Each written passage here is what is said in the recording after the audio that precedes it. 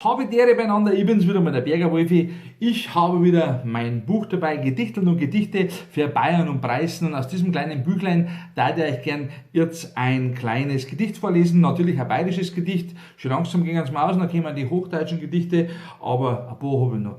Und man kann natürlich dieses Büchlein auch käuflich erwerben, bei mir einfach melden.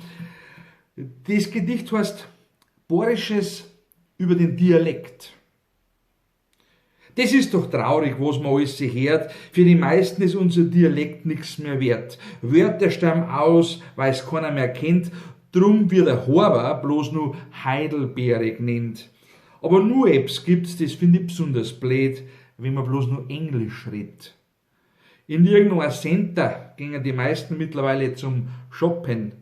Und wenn jemand gecancelt wird, dann sagt man nicht Hanseln, sondern Moppen. Soll etwas passen, sagt man bloß nur okay. Und der Schwule ist nicht schwul, sondern gay. Der Krimi ist ein Thriller und der Mörder ist ein Killer. Das Schwimmbad ist ein Pool und wenn etwas schön ist, sagt man cool. Zum Liedl sagt man Song und zum Highsei brauchst du Bon.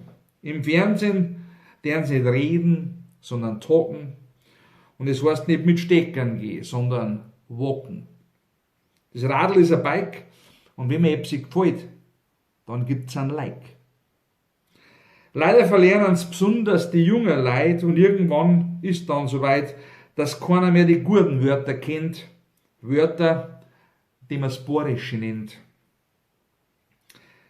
Wer kennt noch über der Haustür einen Schrot? Und mit der Schaufel schaufelt man das Kot. Wenn ich mich nicht stark halt, schau wie ich Witz. Gehe durch die Haustür, dann stehe ich in der Flitz. Vor der Haustür ist die Gret und jetzt sagen ganz gewiss ganz viele Leute, nee, das kenne ich alles nicht.